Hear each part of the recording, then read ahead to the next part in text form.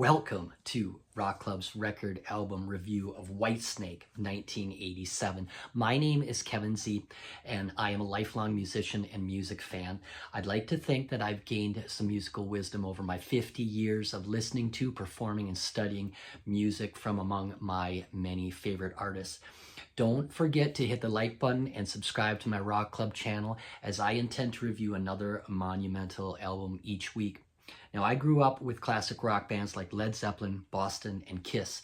I watched as new wave bands like Duran Duran hit big on MTV and television shows like Friday Night Videos. I also witnessed the evolution of 80s alternative rock and hair metal and the rise of grunge. I'll give you my perspective on epic rock albums spanning across these years. Now, I hope I can pass along some of this knowledge to my daughters, Sky and Ava, whose playlists include songs from my record collection and also my first generation iPod here. Another inspiration has been folks from work who heard my playlist songs, and many of them heard them for the first time, and they commented how today's music has changed so much and how Generation Z can benefit from my knowledge of these great artists and bands. So I'm reviewing the artists' albums in their formatted order as they were originally intended to be listened to. So keep in mind, these are my opinions, so feel free to comment, agree, or disagree. So let's begin. Have you ever heard the saying, when the going gets tough, the tough get going? Or the deeper Epictetus, a Greek Stoic philosopher's quote, "We cannot choose our external circumstances, but we can always choose how we respond to them." Well, I'm quite sure David Coverdale has heard both of those. As the lead vocalist and founder of the rock band Whitesnake, David Coverdale has overcome plenty of diversity. When Deep Purple was in need of a new lead vocalist back in 1973, Coverdale read an ad in Melody Maker and he sent in his demo tape, and they called him for an audition. When he showed up, he was overweight and he was dressed kind of like a hippie, but his vocals were amazing. He had what I call the golden pipes, and Deep Purple knew it as well. So he was looking a bit bloated in his bell-bottom jeans, but Deep Purple guitarist Ritchie Blackmore said, he needed to shed a few pounds and dress for success if he wanted to be in the band. So he accepted the challenge, and he fronted the band successfully for 3 years.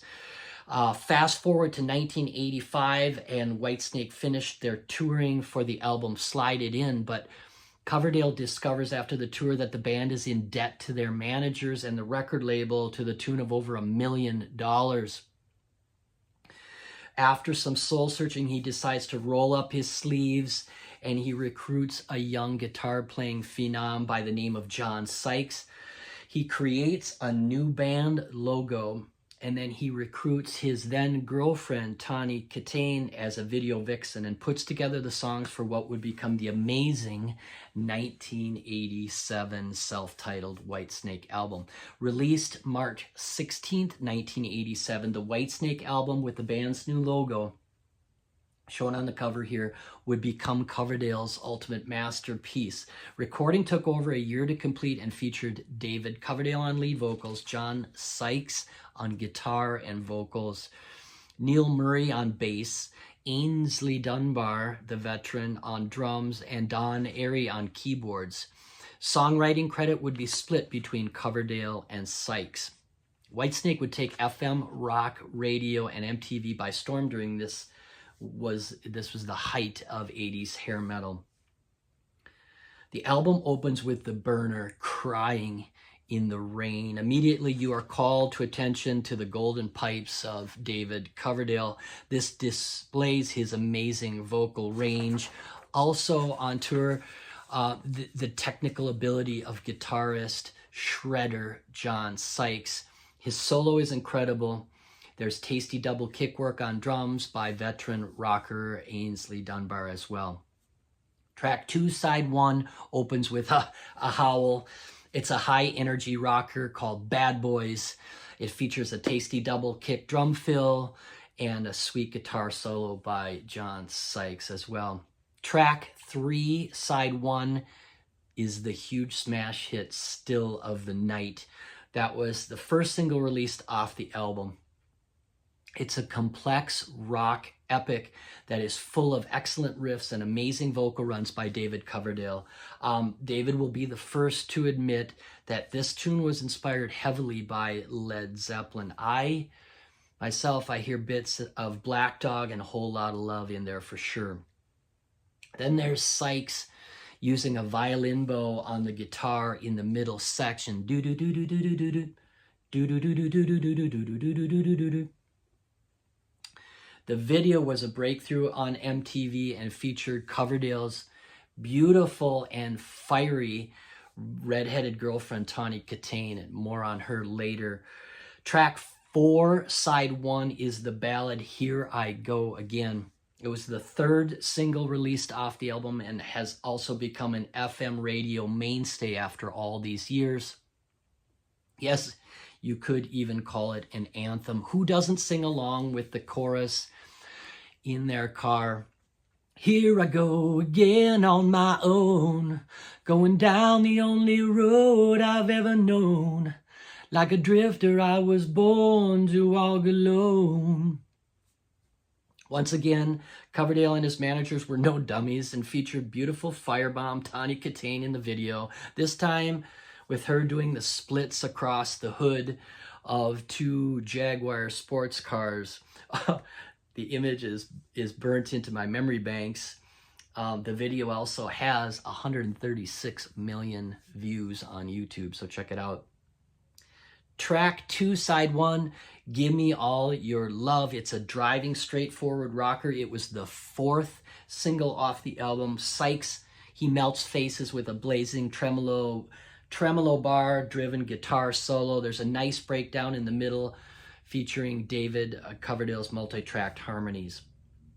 Track 2, side 2, is the haunting ballad, Is This Love?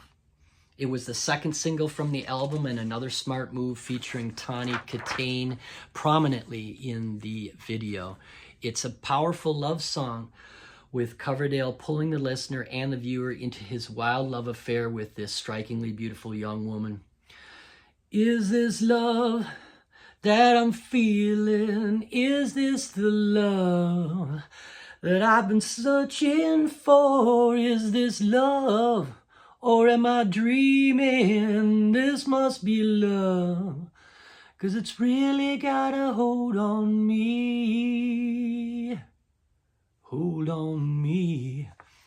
There are benefits to being the lead singer of a hair metal band. Track 3, side 2, Children of the Night. It really showcases Coverdale's vocal range. Dunbar plays a galloping double kick drum part, while Sykes again blows listeners away with his guitar pyrotechnics. Track 4, side 2, Straight for the Heart, is an upbeat rocker that is all killer and no filler. It's full of hooks, and there's also a predominant keyboard part played by Don Airey. Last song off the album, Don't Turn Away, is another powerful rock ballad. Coverdale has lots to inspire him and to write lyrics about while being in the midst of this steamy love affair with Kitaen. The two would marry in the late 80s, but their marriage would only last 2 years. Coverdale was quoted as saying that Tawny was a bit too wild to tame and at times had a bit of a violent streak to her. She passed away sadly in 2021. May she rest in peace.